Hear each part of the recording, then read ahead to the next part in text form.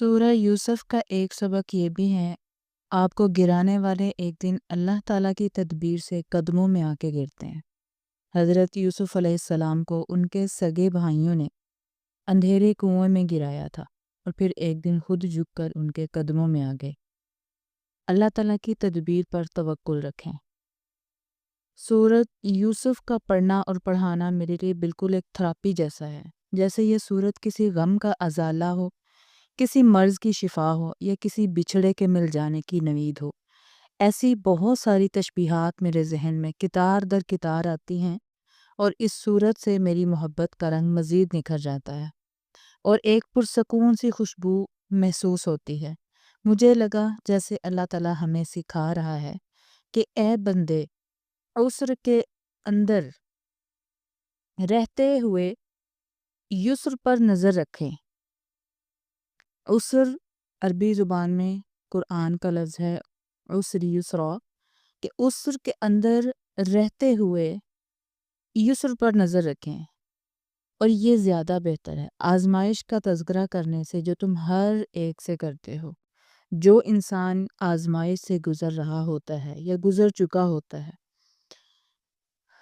अल्लाह ताला पर ऐसा ईमान रखे जैसे हज़रत यूसुफ अलैहिस्सलाम को अल्लाह ताला ने उन्हीं की भाइयों की तदबीर के साथ, उन्हीं की भाइयों की तदबीर की वजह से इतना बुलंद मकाम दिया था।